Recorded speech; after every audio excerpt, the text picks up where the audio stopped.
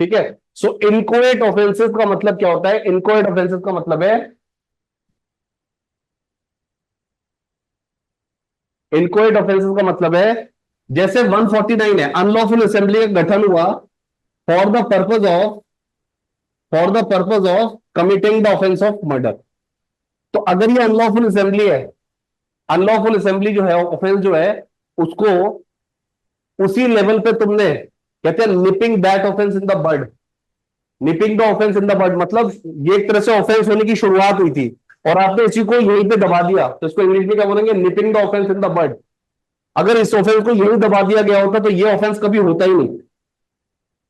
यानी कि the purpose of unlawful assembly was not to just live in the unlawful assembly but to constitute a particular offence. Unlawful assembly का मकसद ये नहीं था कि अनलॉफुल असेंबली में रहे। अनलॉफुल असेंबली का मकसद ये था कि एक बड़ा ऑफेंस किया जाए। तो ये जो बड़ा ऑफेंस है ना, ये जो बड़ा ऑफेंस है, इस बड़े ऑफेंस की जो शुरुआत है वो यहां से हुई है। तो that is why 149 can be categorise as the inchoate offence, incomplete offence है। मेन ऑफेंस एक्चुअली ये होना था, मगर यहां तक भी हम पनिशमेंट दे सकते हैं, कोई बात नहीं, यहां तक भी हम पनिशमेंट दे सकते हैं। जैसे अबेटमेंट जो है, सेक्शन 107, सेक्शन 108, सेक्शन 114 तक, तो ये जो चंक है ये क्या है? अबेटमेंट, किसी को उकसाना। तो किसी को उकसाना भी एक अपराध है, अपराध करने के लिए किसी को उकसाना भी एक अपराध है, मगर ये इनकोएट ऑफेंस है, इनकम्प्लीट ऑफेंस है। ये इनकोएट ऑफेंस है अपने आप में।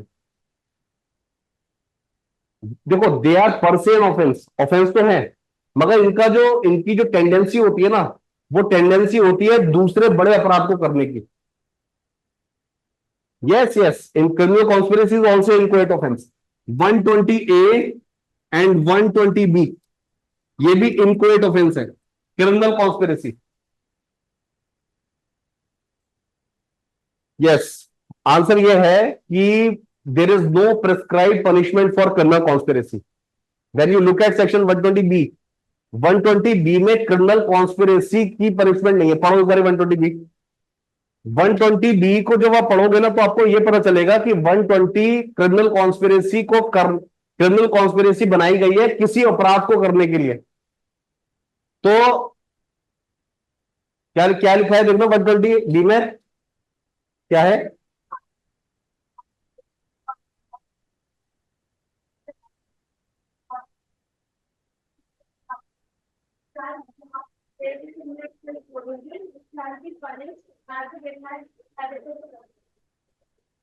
है ना? तो it is dependent on the quantum of that particular punishment, that particular section. तो क्रिमिनल कॉन्स्पिरेसी, दो इट इज पनिशेबल, दो इट इज एन ऑफेंस, मगर अपनी इंडिविजुअलिटी नहीं है उन ऑफेंसेस की।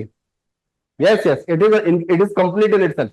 जब हम कंस्ट्रक्टिव लायबिलिटी करेंगे ना, तो कंस्ट्रक्टिव लायबिलिटी में और चीज सीखोगे तुम, कि जब 34 भी अवेलेबल है, 149 भी अवेलेबल है, और 107 भी अवेलेबल है, तो 114 भी अवेलेबल है, तो आपका क्या रुझान होना चाहिए वो मैं बताऊंगा अभी।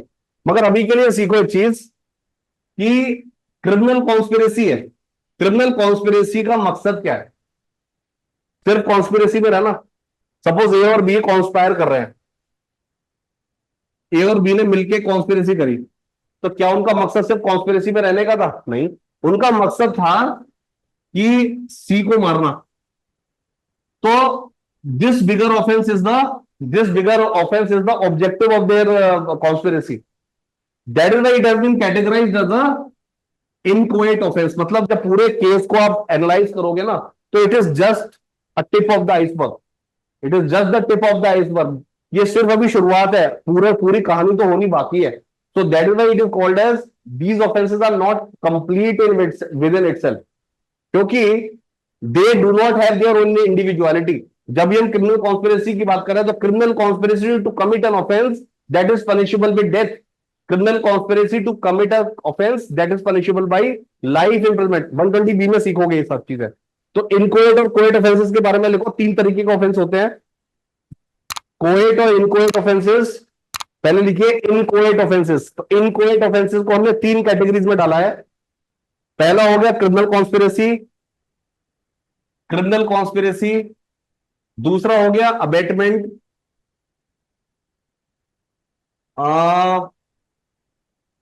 तीसरा वाला जो है ना, जो अनलॉफुल असेंबली है, वो एच एस गॉड ने रिकॉग्नाइज नहीं करा है, तो तीसरा हो गया अटेम्प्ट। अटेम्प्ट किसी भी, उन्होंने उसको रिकॉग्नाइज नहीं करा है एच एस गॉड को, हालांकि 149 को भी कैटेगराइज कर सकते हो, ठीक है। उन्होंने क्या बोला है कि 120 ए के साथ भी तुम 149 पढ़ सकते हो, तो इसी वजह से इसी एनालॉजी की वजह से एच एस गॉड ने 149 को इनकोएट ऑफेंस की कैटेगरी में नहीं डाला है, ठीक है। हमने फिर भी पढ़ा है उसको, मगर we will go by H S god, ना तो किसी ऑनरेबल सुप्रीम कोर्ट के जजमेंट में आया है, कहीं भी पढ़ा नहीं है हमने। तो इन तीनों को आप कंसिडर करो, criminal conspiracy, abetment and criminal attempt, ठीक है। क्रिमिनल अटेम्प्ट 501 में मिल गया आपको, अबेटमेंट 107 से लेके 114 पढ़ेंगे हम लोग, criminal conspiracy 120 A and 120 B, 120 A and 120 B. लिखो, बता रहा हूं, लिखो। Although IPC has defined these offenses, देखो, although IPC has defined inchoate offenses also, although IPC has defined inchoate offenses also, so although IPC has defined inchoate offense, but for the purpose of, for the purpose of, for the purpose of appraising the ingredients, for the purpose of appraising the ingredients, objective test plays a vital role. Objective test plays a vital role. Objective test मैंने बताया था ना आपको कल, objective test का मतलब होता है एक समझदार व्यक्ति को अगर उस सिचुएशन में डाल दोगे तो वो कैसे उसको एनालाइज करेगा, तो how a reasonably prudent person will behave in the given circumstance, तो ऑब्जेक्टिव टेस्ट बिकम्स वाइटल। आगे लिखो, these offenses are called as inchoate offenses, these offenses are called as inchoate offenses as the completion of the offense is immaterial, as the completion of the offense is immaterial, the completion of the offense is immaterial. Example, there is a criminal conspiracy to commit the offense of murder. There is a criminal conspiracy, as the completion of the offense is immaterial, as the completion of the offense is immaterial, as the completion of the offense is immaterial, as the completion of the offense is immaterial, ठीक है।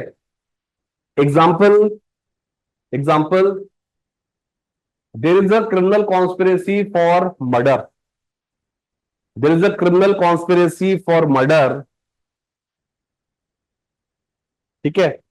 for the purpose of framing the charge, for the purpose of, for the purpose of framing the charge, for the purpose of framing the charge, for the purpose of framing the charge under section 120b,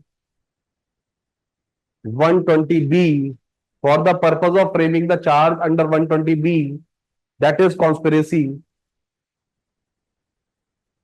it is immaterial whether offense of murder, it is immaterial, it is immaterial whether offense of murder, it is immaterial whether the offense of murder, it is immaterial whether the offense of murder is or is not committed, is or is not committed. So despite the conspiracy, देखो, despite the purpose of the conspiracy, despite the purpose of the conspiracy not fulfilled, despite the purpose of the conspiracy not fulfilled, still, still, still, charge with respect to the offense can be framed. Still, the charge with respect to the offense, that is criminal conspiracy, can be framed. ठीक है. सो abetment हमने किया, किसी को उकसाया murder करने के लिए, तो मर्डर हो ना हो मगर इसकी लाइबिलिटी होगी होगी, तो इसीलिए इसको इंक्वाइट बोला गया. इसको इसीलिए इसको इंक्वाइट, इसका इसका एक इसके पीछे रेशनल लिखो. The rationale is to extend, the rationale is, इसके पीछे तर्क क्या है? The rationale is to extend the hand of law. The rationale is to extend the hand of law. The rationale is to extend the hand of law. The rationale is to extend the hand of law to curb the crime, to curb the crime, to curb the crime since the very inception. To curb the crime since the very inception, मतलब शुरुआत में इसको दबाने का प्रयास करेगा law. Since the very inception, since the very inception. Now write down the category of co-ed offenses. Co-ed offenses जो हम क्लास में करेंगे, co-ed offenses. co-ed मतलब कंप्लीट ऑफेंस है, अपने आप में कंप्लीट है वो. co-ed offenses कौन कौन से करेंगे? Will do co-ed offenses that is against body, against body. co-ed offenses against body करेंगे हम. co-ed offenses against body करेंगे, बॉडी करेंगे, प्रॉपर्टी करेंगे, बॉडी करेंगे, प्रॉपर्टी करेंगे. ठीक है. हम स्टेट करेंगे, स्टेट. ये वाला जो है ना स्टेट वाला, इसके ऊपर क्वेश्चन मार्क लिखो. I will give you hand out, class में नहीं कराऊंगा. ठीक है. इसमें मैं एक केस कराऊंगा आपको, Shreya single versus union of India. ठीक है. आईटी एक्ट से एसोसिएटेड है, otherwise the entire chunk is useless, हमारे किसी काम का नहीं है. तो ऑफेंस अगेंस्ट स्टेट में इतना ही पढ़ना है हमको. ठीक है. एक सेक्शन आपको खुद पढ़ना है, इसके साथ साथ section 111 A of Indian evidence act, 111 A of Indian evidence act इसके साथ पढ़ना है. प्रजम्पशन है ना, 111 ए ऑफ इंडियन एविडेंस एक्ट इसके साथ ही पढ़ना है, जो मैंने आपको बताया ऑफेंसेस अगेंस्ट स्टेट. ठीक है. नेक्स्ट कोएट ऑफेंस जो हम क्लास में करेंगे, offences related to marriage. Offences related to marriage, offences related to marriage. तो 493 से लेके 498 ए का जो चंक है वो पूरा पढ़ेंगे. 493 से लेके 498 ए का जो चंक है वो पूरा पढ़ेंगे. 493 से लेके 498 ए का जो चंक है पूरा पढ़ेंगे. ठीक है. डेफमेशन, डेफमेशन पढ़ेंगे हम. डेफमेशन नया टॉपिक है, डेफमेशन वो भी पढ़ेंगे. डेफमेशन. फिर स्पीशीज ऑफ क्रिमिनल इंटिमिडेशन 503 से लेके 510. जैसे किसी को मैंने धमकी दी, I will make you an object of divine displeasure, तुमको चूहा बना दूंगा मैं, तो वो भी एक तरह से इंटिमिडेशन ही है कि हम तुमको जल डाल के शाप दे रहे हैं, तो वो एक क्रिमिनल इंटिमिडेशन है. 503 से लेके 510 का चंक है. 503 criminal intimidation. Species of criminal intimidation, species विभिन्न प्रकार, क्रिमिनल इंटिमिडेशन के विभिन्न प्रकार, स्पीशीज. सो स्पीशीज 503 से लेके 510. फिर next topic will be public tranquillity. Public tranquillity, public tranquillity, TRANQUILITY,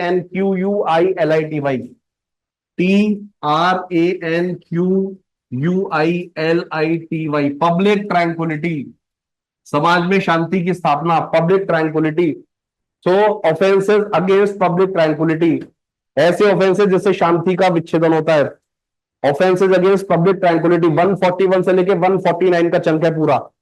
141 से लेके 149. इसमें एक चंक है, एक प्रोविजन है 159.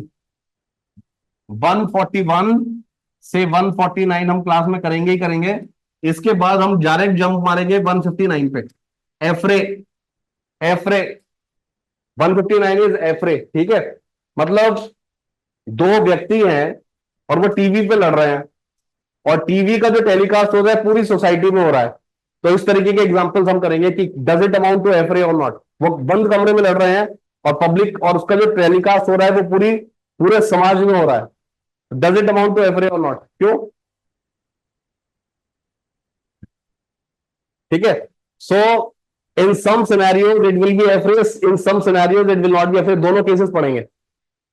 मतलब एक ऐसा सिनेरियो था कि वो पर्दे के पीछे लड़ रहे थे और पर्दा जो था वो it came in the direct contact of the people. The purpose is that public tranquillity at large was disturb. एक साथ बहुत से लोगों ने देखा और एक साथ वो घबराए। तो ये देखना पड़ेगा, इट इज हाईली ऑब्जेक्टिव। तो ऑब्जेक्टिव मैन को प्लेस करेंगे तो दो केसेस हम इसमें पढ़ेंगे, एक जगह एफरे होगा, एक जगह एफरे नहीं होगा। ठीक है, दोनों चीजें। ठीक है, इसके अलावा कुछ रेसिडुअरी प्रोविजंस है, लिखो residuary provision. Residuary provisions, there are certain residuary provisions also. There are residuary provisions जैसे public nuisance. Residuary provisions like public nuisance. Public nuisance हम सिविल लॉ में पढ़ते हैं, मगर यहां पे सिर्फ आपको मैं डियर एक्ट पढ़ दूंगा, दैट्स इट। आपको ये खुद करना है। पब्लिक न्यूसेंस आप खुद करेंगे। ठीक है। 292, 293, 294, 279 ये सब प्रोविजंस आपको पढ़ने हैं। यूपी के लिए एक्सट्रीमली इंपॉर्टेंट है।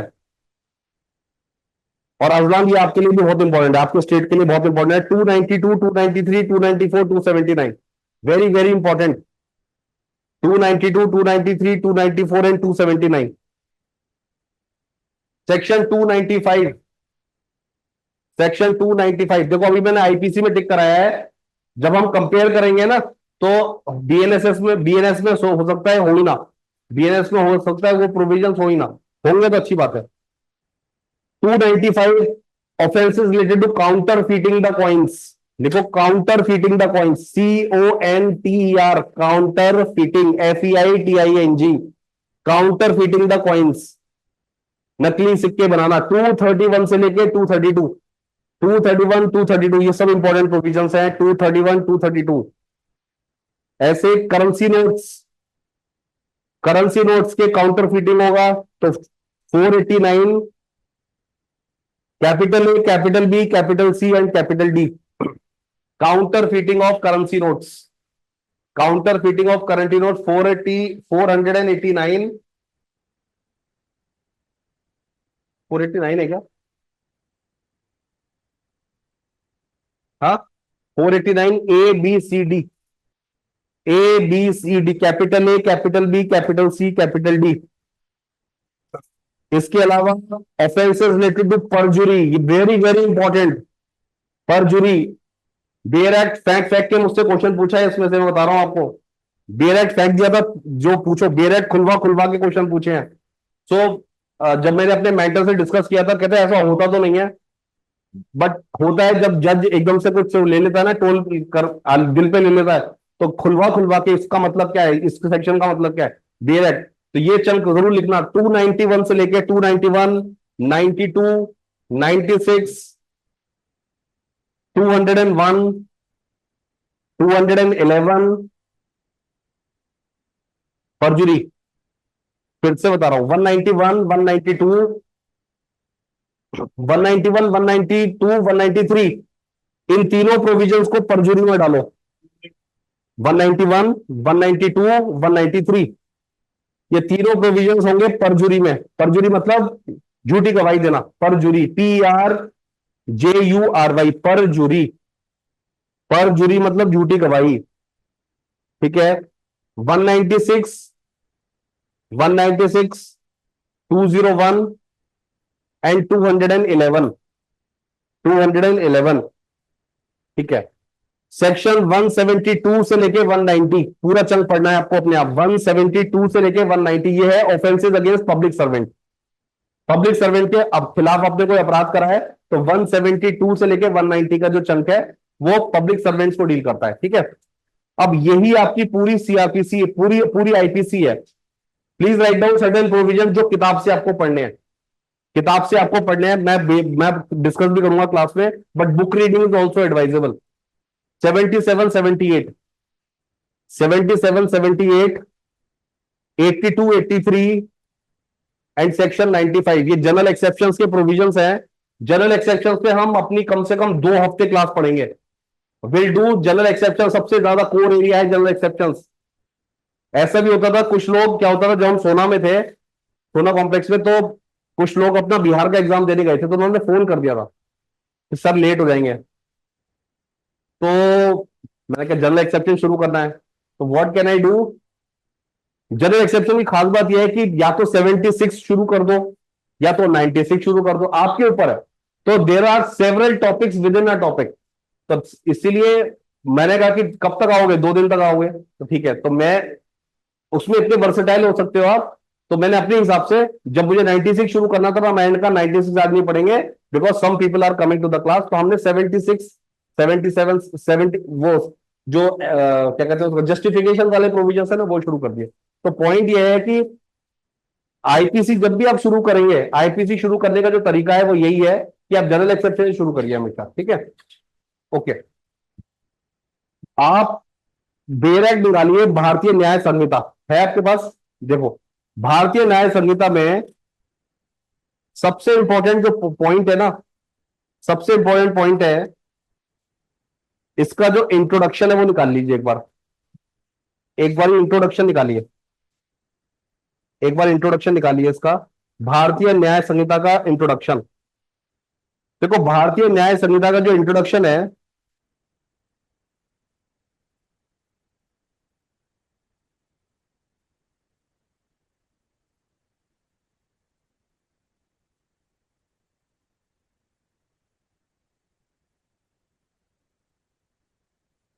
हाँ, ये जो फर्स्ट पार्ट है ना, ये फर्स्ट पैराग्राफ है, ये फर्स्ट पैराग्राफ अच्छी तरह से पढ़नी है हम लोग। Bharatiya Nyaya Sanhita repealing the Indian Penal Code. तो भारतीय न्याय संहिता ने रिपील कर दिया है आईपीसी को 1 जुलाई से। 1 जुलाई से ये ऑपरेशनल हुआ है, 1 जुलाई से रिपील नहीं करा है, 1 जुलाई से ये ऑपरेशनल हुआ है। To streamline the provisions related to the offences and penalties, Bharatiya Nyaya Sanhita replaces IPC.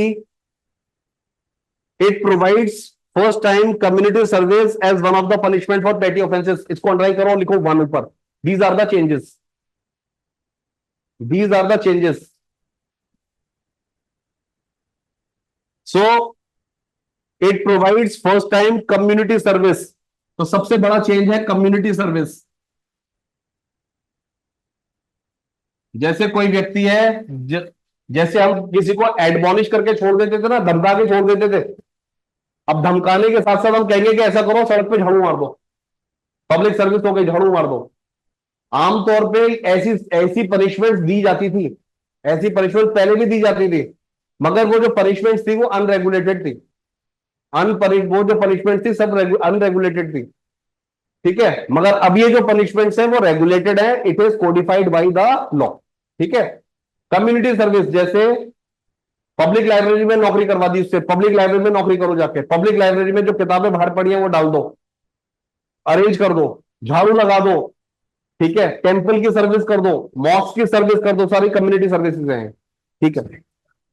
हो सकता है असिस्टिंग द ट्रैफिक पुलिस भी हो सकता है। So community service as one of the punishment for petty offences, for the petty offences, ठीक है। For the petty offences, one of the punishment for petty offences.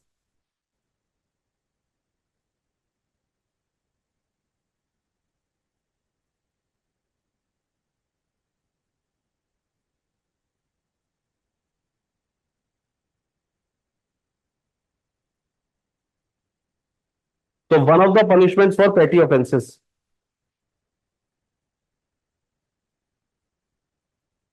Okay, one of the punishment for petty offences, right. आगे देखिए, the offence against women and children, murder and offenses against the state have been given the precedence. This is the second point. ये improvements हैं सारे, have been given the precedence in order to deal effectively with the problems of organized crime and terrorist activities. New offenses of terrorist acts and organized crime have been added. With deterrent punishments. कौन try करिए deterrent punishments. क्या हुआ? Page number 1।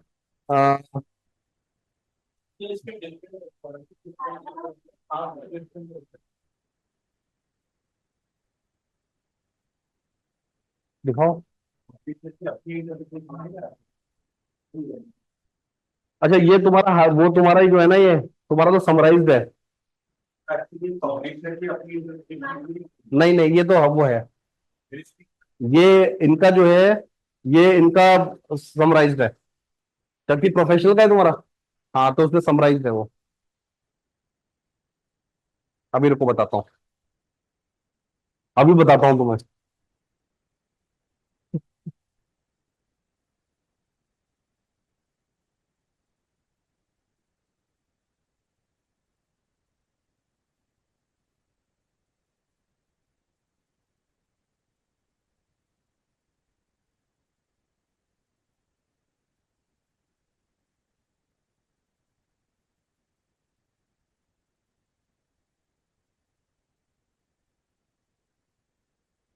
देखो fourth point है ना, उसको पढ़ो। Fourth point जो है, फोर्थ पॉइंट है ना, फोर्थ पॉइंट फोर्थ पॉइंट में होगा, देखो फोर्थ पॉइंट में। मेरी और तुम्हारी तो साथ में खरीदी हुई है ना यश, हम दोनों ने साथ में खरीदी थी। सो फोर्थ पॉइंट,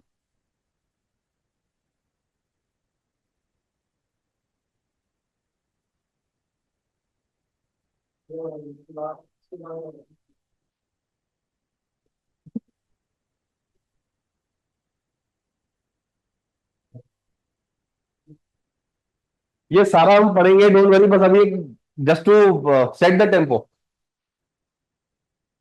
हाँ, इस लॉ को बनाने का जो पर्पज है वो बताता हूं पहले। सो these offenses have been categorized, these offenses have been given the precedence over other offenses। मतलब offences against women, offences against children, offences against state, देश के खिलाफ जितने भी अपराध है उनको प्रेसिडेंस दिया गया है, बाकी अपराधों को सेकंड कैटेगरी में डाला गया है। A new offence on the act of secession, armed rebellion, subversive activities, separatist activities, or endangering the sovereignty or unity and integrity of India has been added. So these type of specialized offenses have been added.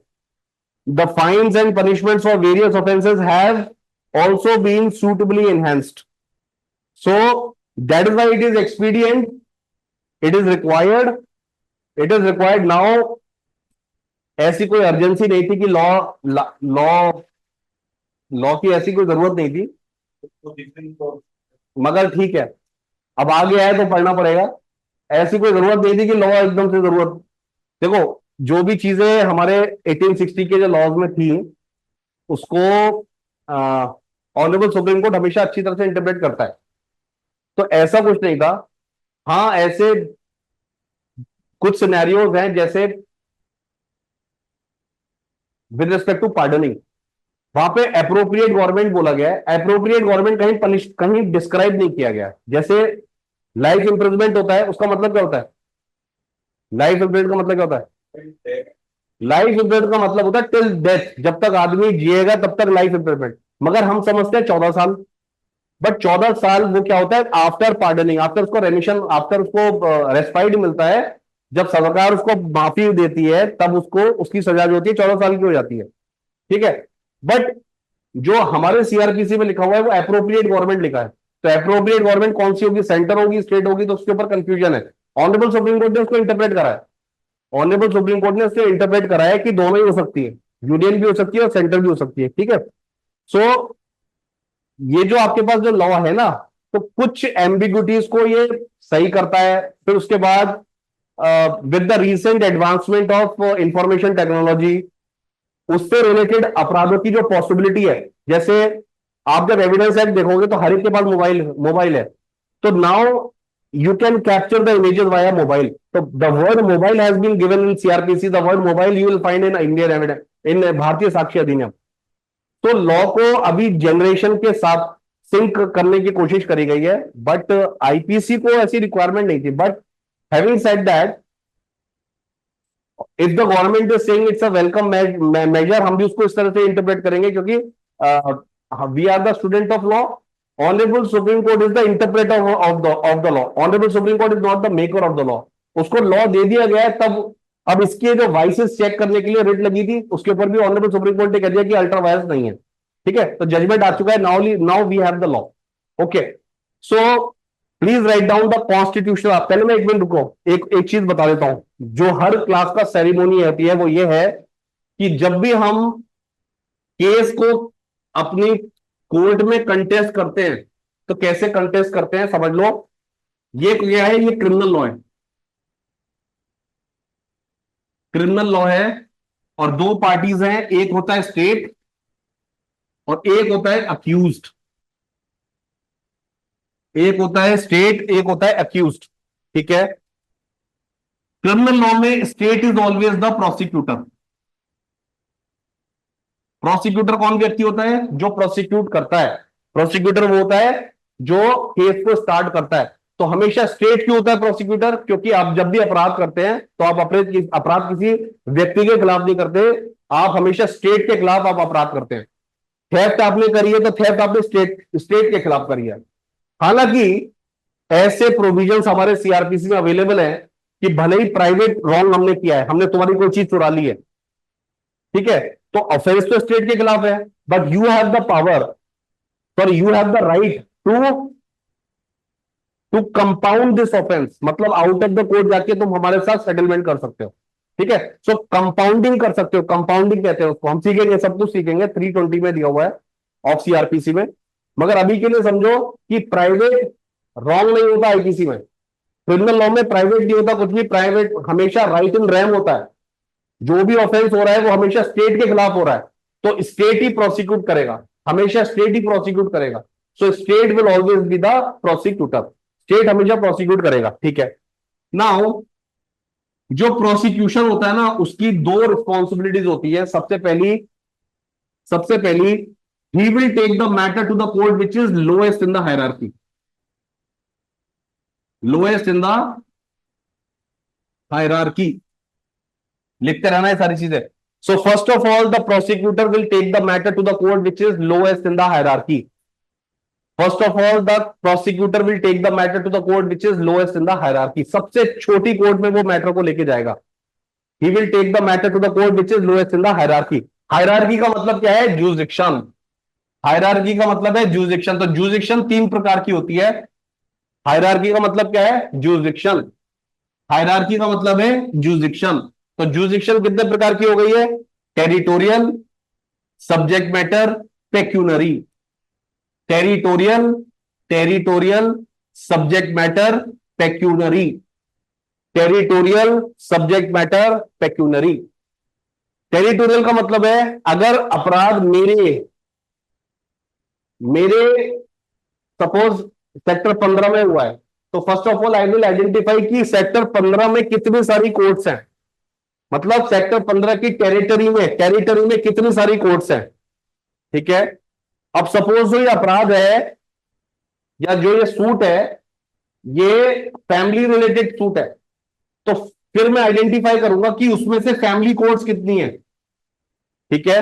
Late से मेरी territory में 7 courts हैं, और उन 7 courts में 3 courts हैं जो subject matter family courts हैं. और उन फैमिली कोर्ट्स में से सबसे छोटी कोर्ट कौन सी है? When it comes to pecuniary jurisdiction, मतलब जो उसकी अमाउंट और वैल्यू है. तो अमाउंट और वैल्यू के ऊपर कॉग्निजेंस लेने की जो पावर है, वो सबसे सबसे उस हिसाब से सबसे छोटी कोर्ट कौन सी है? जैसे 3 कोर्ट्स है, 3 कोर्ट्स में से 2 कोर्ट्स ऐसी हैं, तो इन दोनों में से किसी भी जगह पे मैं सूट फाइल कर दूंगा अपना. ठीक है. तो पेक्यूनरी जुरिसडिक्शन मतलब कौन सी कोर्ट कितने सब्जेक्ट मैटर और अमाउंट का केस डील कर सकती है. तो जुरिसडिक्शन 3 प्रकार की है: टेरिटोरियल, सब्जेक्ट मैटर, पेक्यूनरी. तो सबसे पहले प्रोसिक्यूटर का क्या रिस्पॉन्सिबिलिटी है? Prosecutor will take the matter to the court which is lowest in the hierarchy. सबसे छोटी कोर्ट में वो मैटर को लेके जाएगा. सेकंड क्या है? Second is with respect to कहते हैं मेकिंग द एक्विजिशन और फ्रेमिंग द चार्जेस. देखो, फ्रेमिंग द चार्जेस तो कोर्ट ही करेगा. फ्रेमिंग द चार्जेस तो कोर्ट ही करेगा. मगर जब ये चार्जशीट जमा हो रही है ना कोर्ट के सामने, जब कोर्ट के सामने चार्जशीट जमा हो रही है, so he will always aim for the maximum, so he will aim for the maximum charges, aim for the maximum charges of the same family, aim for the maximum charges of the same family. जैसे suppose outraging the modesty of a women ही हुआ है, तो वो attempt to rape डालने की कोशिश करेगा, अटेम्प्ट टू रेप डालने की कोशिश करेगा, ठीक है। प्रूव करेगा नहीं करेगा वो अलग बात है, मगर वो always aim for the maximum करेगा। ये प्रोसिक्यूटर की टेंडेंसी होगी, तो जब भी वो इन्वेस्टिगेशन करेगा तो इन्वेस्टिगेशन वो इस तरह से करवाएगा, क्योंकि पुलिस जो है वो स्पॉन्सर्ड बाय द प्रोसिक्यूटर है। सो पुलिस हीनियस ऑफेंस को इन्वेस्टिगेट करने की कोशिश करेगी, और जो प्रोसिक्यूटर है वो भी उसी तरह से चार्ज फ्रेम करने की कोशिश करेगा, चार्ज सजेस्ट करने की कोशिश करेगा। तो चार्ज शीट में ही will always suggest the charges which are maximum of the same family. तो ये दो काम है प्रोसिक्यूटर के, ठीक है। My question is what is the most appropriate way to study the law? Law को प्रोसिक्यूटर की नजर से पढ़ना चाहिए कि अक्यूज की नजर से पढ़ना चाहिए? कोई भी लॉ, किसी भी लॉ को पढ़ने का सही तरीका प्रोसिक्यूटर की नजर से है या अक्यूज की नजर से है? अक्यूज की नजर से सबसे अच्छा रहेगा पढ़ना। क्यों? इससे ये नहीं कि तुम अक्यूज बन जाओगे, but you know the nuances of both sides of the table, you know the law as well as you know the port holes. जो लॉ के अंदर जो लूप होल्स है वो भी तुम्हें पता होंगे, और लॉ के, तो इसीलिए it is the better way. Now,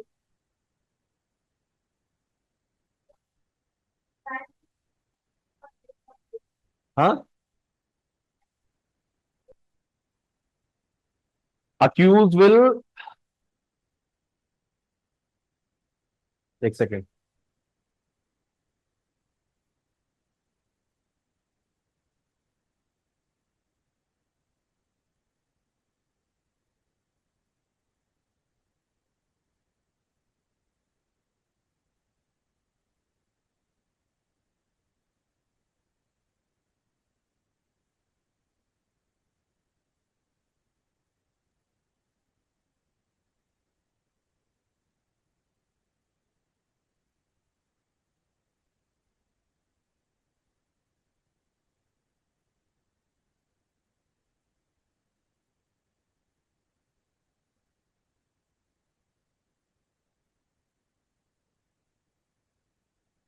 हाँ बोलो।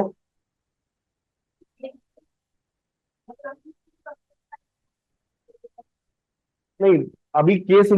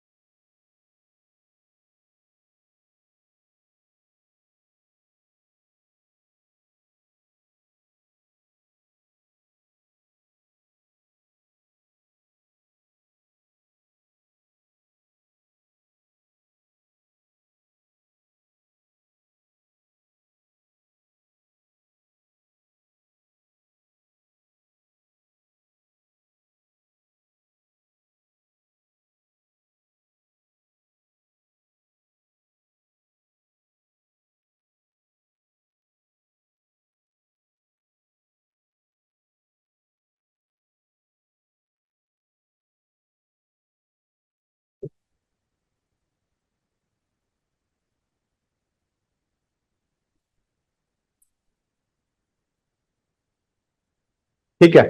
सो डाउट है नहीं? तो सेक्शन क्या बताया मैंने, क्या बोल रहा था? हाँ।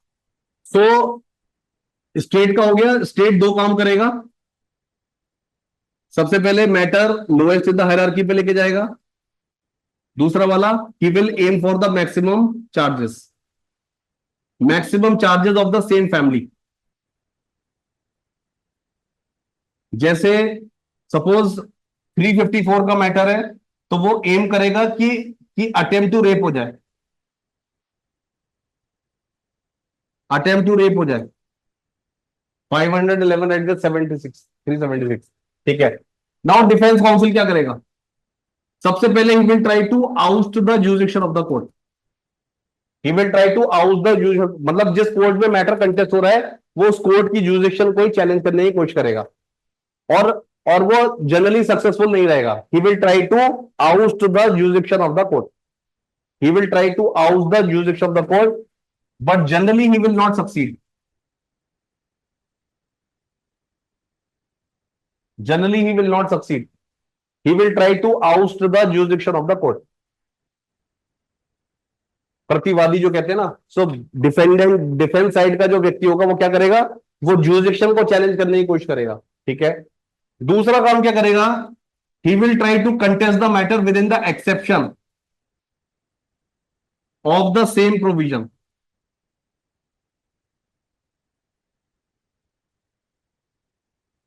He will try to contest the matter within the exception of the same provision. He will try to contest the matter within the exception of the same provision. He will try to contest the matter within the exception of the same provision or in the general exceptions.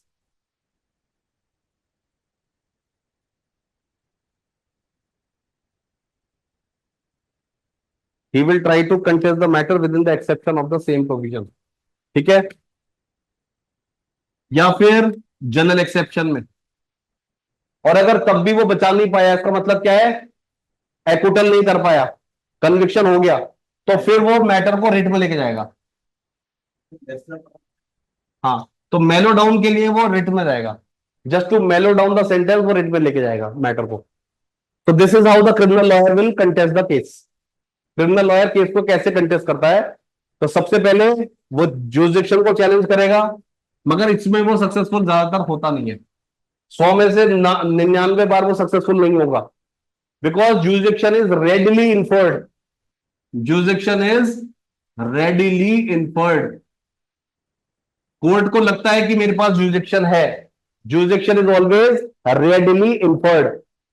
Jurisdiction is always readily inferred. Court को हमेशा लगता है कि मेरे पास jurisdiction है। Okay.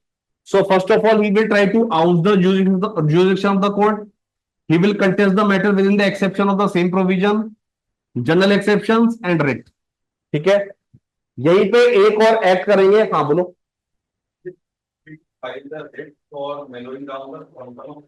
हाँ, वो भी हो सकता है। वो ही होता है एक्चुअली, जो सेंटेंस के ऊपर हियरिंग होती है ना। I am talking about the I am talking about the scenario where the sentence has been given. अब उसके बाद मेलो डाउन करने चले जाएगा ऊपर कि रिट में जाके फिर वो मैटर को कंटेस्ट करेगा। अब देखो, यहीं पे यहाँ पे हम राइटनिंग और डी राइटनिंग भी कर लेंगे। क्या होता है, समझ आगे? चले आगे। ठीक है।